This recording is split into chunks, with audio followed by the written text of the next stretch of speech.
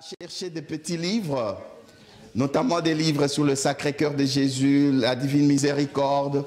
J'ai commencé à demander des chapelets parce que je savais qu'il y avait des paroisses où il n'y avait même pas de chapelet. Les gens n'avaient pas de chapelet, ils fabriquaient des cordes et puis ils nouaient, ils faisaient des bouts pour faire le chapelet. Un peu d'Eucharistie à gauche, à droite. Et voilà, j'avais ma logistique au point. Et j'ai pris ma voiture, j'ai commencé paroisse par paroisse. Je ne vais pas vous raconter tout ce que j'ai vécu. C'était tellement merveilleux. Mais je vais vous raconter juste la dernière partie. Il y avait une paroisse qui était très excentrée parce qu'il n'y avait pas une bonne route. Et en plus, il y avait un peu d'insécurité. Quand on est arrivé à côté, on nous a dit, mais attention, on venait de tuer quelqu'un sur la route. Alors on commençait à hésiter. Il y a même quelqu'un qui m'a dit, arrêtons-nous, on a déjà fait beaucoup, ça suffit. Moi, je dis non, on doit aller parce que c'était un programme déjà tracé. Nous devons arriver jusqu'au bout. Si on a tué quelqu'un sur cette route-là, on ne va pas tuer encore un autre au même endroit. Et voilà, nous sommes partis dans cette petite paroisse très pauvre, à l'époque tenue par des franciscains, mais qui sont partis. Elle est très très simple et pauvre. Pauvre alors, parce que j'ai vu que les acolytes portaient des soutanes, à mon avis, qui datent des années 60. Je vois parce qu'il y avait des trous.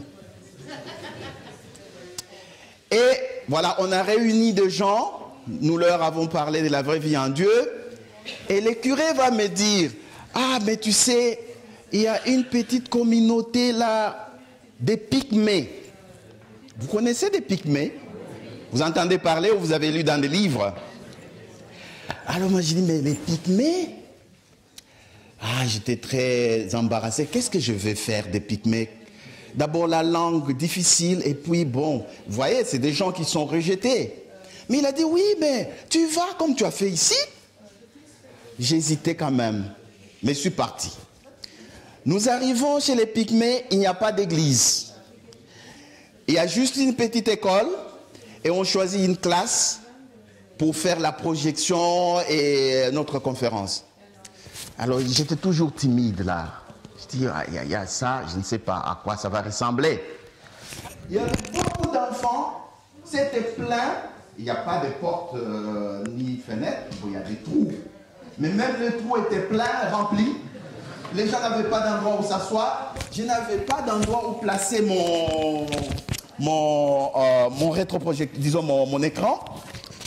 Et on a dû chasser les enfants avec beaucoup de douleur parce que sinon on ne pouvait pas tenir cette réunion. On a dit chasser les enfants en leur disant, avec beaucoup de mensonges, c'est vrai, que nous allons revenir demain. Mais ce n'était pas vrai, c'était juste pour qu'on ait un peu d'espace et qu'on puisse privilégier aux grandes personnes de suivre cela. Et j'étais toujours là en train de dire, Seigneur, qu'est-ce que je vais dire ici? Le curé a fait la synthèse, une très très bonne synthèse du film, du témoignage de Vassoula. Et puis il dit, voilà maintenant nous allons écouter Ange qui va nous dire quelque chose. Mais moi, pendant ce temps, et ça c'est ce que je veux vous dire, franchement, j'avais un vide dans ma tête. Vous savez, quand on vous dit, vous allez parler, il y a toujours un peu de petites choses qui passent. Ah, je vais commencer comme ça, mais là, vide total. Jusqu'à la dernière minute, j'ai pris le micro. Et puis, je dis, ok, j'ouvre la bouche. J'ai dit bonjour, je les salue. Mais ce qui s'est passé, c'était formidable. Et puis, ça a commencé à couler, ça a commencé à couler, Et j'ai vu la salle comme s'il y avait de l'électricité, et tout le monde était là en train de me regarder. Et j'ai parlé, d'habitude je peux parler pendant 2 heures, sans me fatiguer.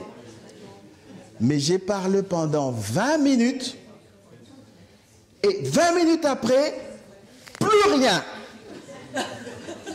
Et puis je regarde, tout le monde me regarde. Et j'ai dit, oh, mais je n'ai plus rien à dire. Et ils ont dit, mais non, parle encore. Alors je suis allé voir mon compagnon là. J'ai dit, mais qu'est-ce que je dois dire encore? Et il m'a soufflé, bon, parle, tu leur parles un peu de la sémence. La sémence. Ça, c'est une inspiration que j'ai eue, parce que dans le livre de la vraie vie en Dieu, et Vasoula l'a dit dans la première conférence, que nous sommes la sémence de Dieu. Elle dit, ah oui, la sémence. Alors, dans les villages où j'allais, je savais qu'ils cultivaient beaucoup l'arachide. C'est dommage que parmi vous, il y a des gens qui n'ont jamais vu comment l'arachide pousse, et comment, n'est-ce pas? Vous mangez seulement ce qui est emballé. C'est vrai, non? Alors, moi, j'avais eu cette inspiration. Et je disais aux gens pour leur faire comprendre que nous sommes la sémence de Dieu. C'est-à-dire, cette graine d'arachide, Dieu l'avait créée. C'est pas qu'il l'a fabriqué comme ça, en un seul coup. Mais c'était tissé, c'était, comme on dit un peu dans la Bible, brodé. Donc, il a fait ça avec amour, cette petite sémence. Et il l'a jeté comme ça, pour que ça pousse et que ça produise de fruits. Et là, ils étaient attentifs à écouter. Mais là, je dis, voilà, il va venir récolter. Et quand on récolte l'arachide, on prend... L'arachide, ce n'est pas la graine que vous voyez d'abord. Il y a d'abord une sorte de croûte au-dessus, une sorte de carapace. Il faut ouvrir à l'intérieur. Et c'est ce qui est dedans qui compte. Alors je disais, voilà, cette carapace-là, c'est ça notre corps qui va mourir. La petite graine qui est là, c'est ça l'âme dont Dieu a besoin. Mais dans quel état il va la trouver? Va-t-il la trier parmi les bons grains ou va-t-il la trier parmi les grains pourris qui vont être jetés au feu? Le message est passé. Alors il m'a dit, oui, dis ça. Et j'ai dit ça. Et après on dit, voilà, c'est tout. J'ai dit, oui, c'est fini, en tout cas c'est fini. Est-ce que vous avez des questions? Il y a un qui s'élève qui dit, pourquoi vous n'êtes pas venu un peu tôt? Et un autre dit, mais moi je suis je suis de l'église méthodiste. Ici les catholiques n'ont pas de chapelle, n'ont pas d'église. Ils se réunissent dans une salle d'école. Mais nous les méthodistes, nous avons une grande église. Pourquoi vous n'êtes pas venus chez nous? Et on a senti cette soif. Et j'ai compris la leçon, c'est que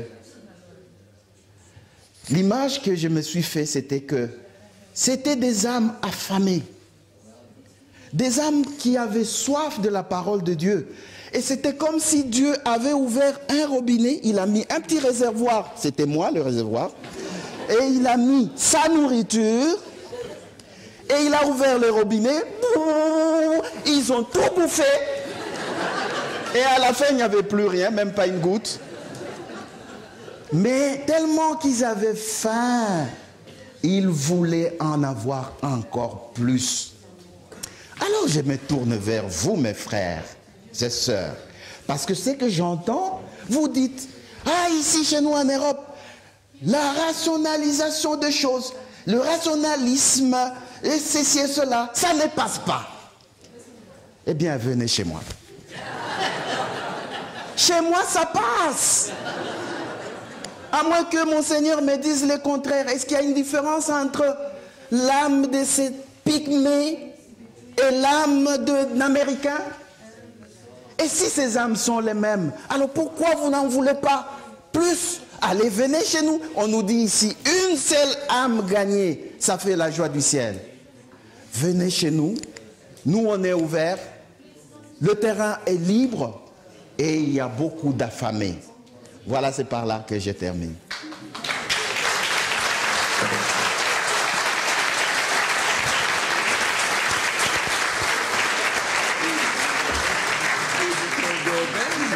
Oui, oui. L'ancien Congo belge? Oui, monseigneur. De quel diocèse? Diocèse de Kiloa-Kasenga, monseigneur Fulgence Mouteba. Comment? Fulgence Mouteba, qui était le secrétaire de la conférence épiscopale. Tu es secrétaire? Tu es secrétaire de la conférence épiscopale? Oui, il était, oui, mais maintenant il est oui. évêque chez nous, oui. Et quel est le nom du diocèse? Kilwa Kasenga. Kilwa Kasenga. Oui, là où était à l'époque Monseigneur André Kaseba. C'est là que vous devez reconnaître. Bien. Bien. Merci.